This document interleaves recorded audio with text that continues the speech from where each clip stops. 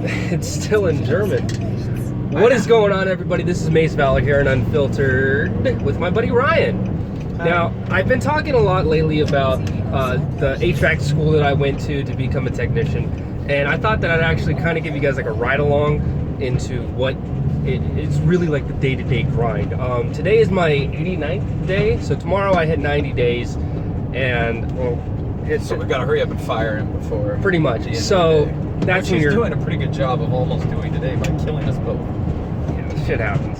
So one of the things I want to kind of bring up as my 90 days of working here is coming up is I wanted to kind of discuss, you know, what to kind of expect like once you get in there. Now, from my perspective, for someone like me, when I first came to actually work as a technician, I didn't know what the fuck I was doing. And it's not so much that I didn't know how to address or troubleshoot or diagnose a system.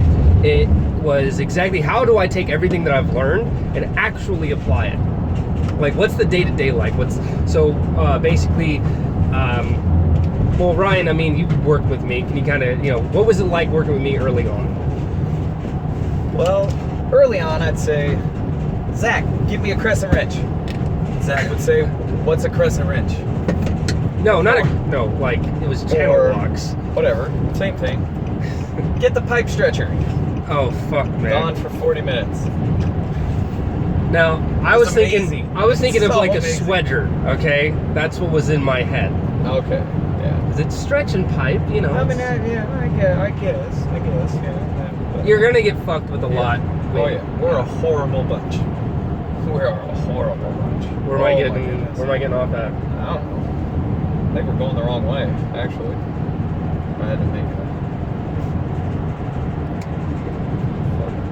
Anyway, so that's another. What I've been doing now is we're doing like a lot of ride-alongs. You know, the weather's getting kind of cool. Not a lot of people using their AC system. So when you go to this school, one thing that they're going to stress a lot about is an HPC or some kind of membership deal where you're going to be going out to homes at scheduled times, right? That keeps us busy. That gets us in the door, and that gets us looking for either some sort of education options. Yeah, education options. You know, anything that might be wrong with our system that needs to be taken care of, or you know, tell them, hey, have you ever thought about doing X, Y, Z that would improve your system and the quality of life within the home?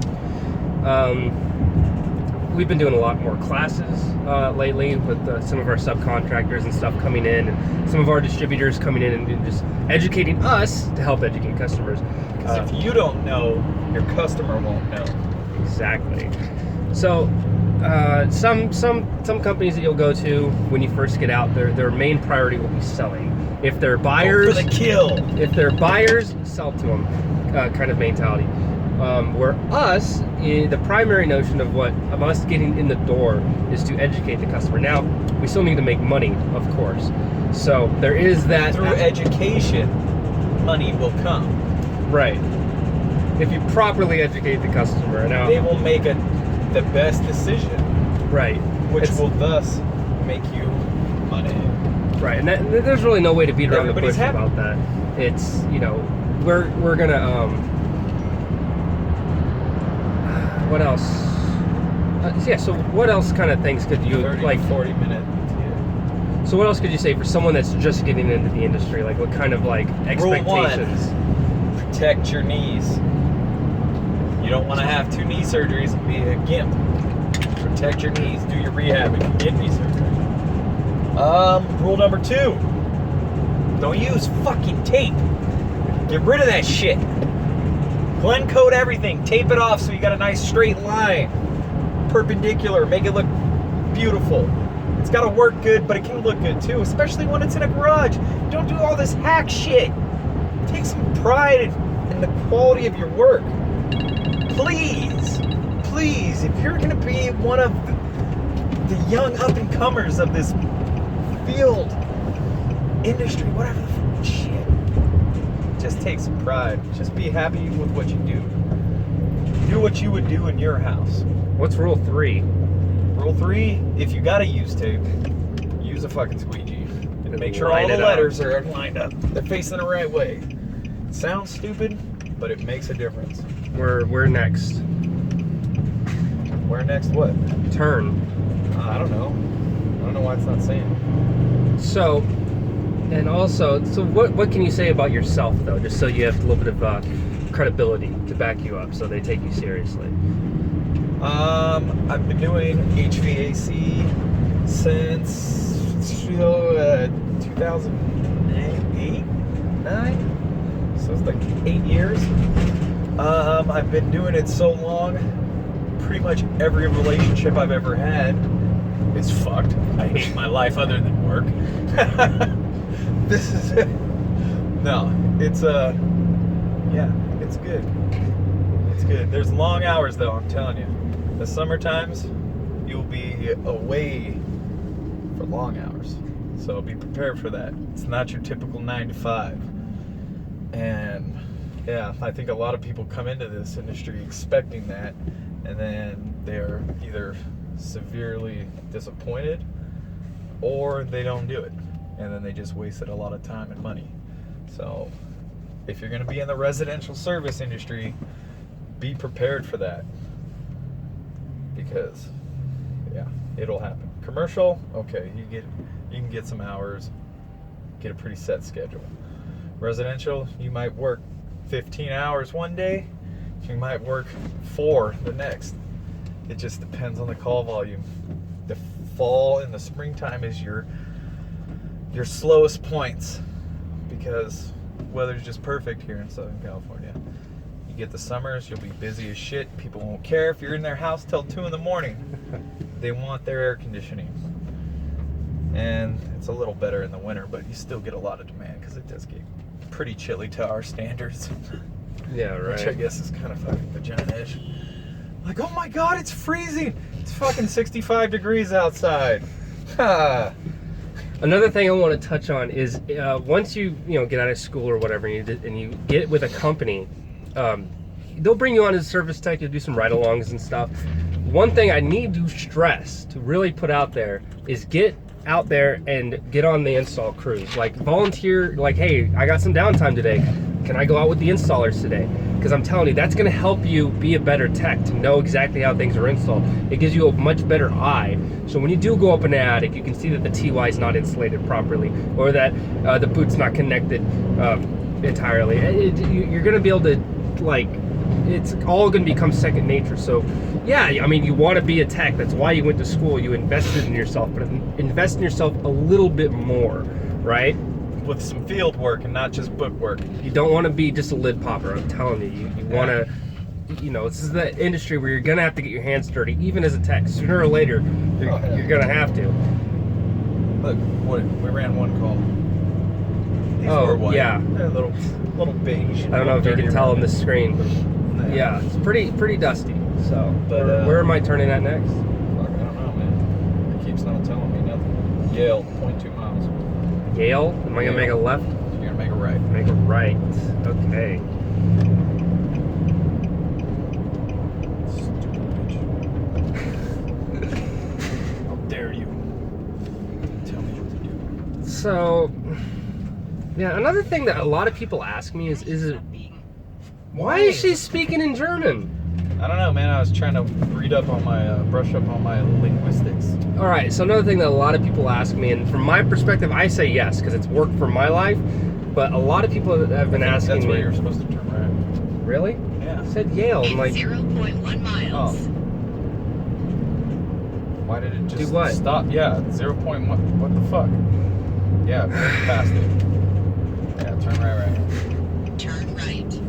Ah, American. A lot of people ask me, is it worth it? Now, from my perspective and my situation in life, 0.1 and exactly miles. how I've Left. taken my new Not career... even listening. She didn't say to turn left here. Oh, I thought that it was back there, so I was going to turn around and Alright. go take care of that. Run over. Oh shit, we got 2 people. You got 4 points for the old lady, 6 points for the fat chick. Nah, so Excuse me. for me, it's worth it. Now, Ryan, what about you? Would you say that for someone that's interested, is it worth it? This industry? Yeah. I mean, I love everything about HVAC. I Turn do. right. And then turn left. Turn left. Yeah. Go home, Waze, you're drunk. Yes. Would I have done it the same way? Maybe not. I might have listened to my dad when he said, "You should go Union, boy." 0.1 miles. Turn left. Because with service, you can make a shit ton of money really, really quickly. But Turn left. if you're not a planner or a preparer, like most of us aren't, then the retirement, which you're not worried about when you're young and getting out of school. Well, most of them. Why the fuck you put them over there? Damn. Offer them up and then you don't even want to share. So, But I would definitely say it would be worth it if you're mechanically inclined. If you're not mechanically inclined, but you at least are into the science, like me, for example, then it will still be worth it for you as a personal interest level. But if you have no sense of, if nothing in this industry interests you, you're not going to do spectacular at it. yeah. That's another thing. You'll have to find something to cling to. If you're doing it just strictly for the money, it's not going to be worth it because you're not going to grasp it enough to be extremely successful. You have to have some level. Yeah, you got to have some level of passion for what you're doing, and that goes with any job, really. In 0.1 miles. I mean, I didn't know I would like air conditioning. I got hired on with this same company as a plumber. And then the summer hit Turn and the left. plumbing calls slowed down a little bit. But the HVAC picked up really big. They said, "Hey man, you want to help on an install?" I said, "Fuck yeah. Put me out there. I'd rather be working than In sitting." a quarter of a mile. Turn left. And then. And it began turn like that. right. I started on as a helper, just helping install crews, and then just became a lead, became a tech, In 0.1 became a salesman, miles. became a tech, Turn became an left. installer. And then turn right. You can see the rise and the fall because there is a reason I'm sitting in the passenger seat of this van. Another And story another for reason another for a day. second. Yeah. Yeah. We'll talk about that later. That's not HVAC Turn related. left. And then turn right. Well, we're pulling up to our home right now. Our But- home? No, What the fuck? we're pulling up to the Our home call. our call that we will be servicing. Turn Oh. right. Say our home like we're in a domestic partnership or some shit. What's wrong with that? Whoa. So what me and Ryan do is that we stop and I let him out and he go ahead and tucks in his shirt, gets all ready, nice prepped up for the customer.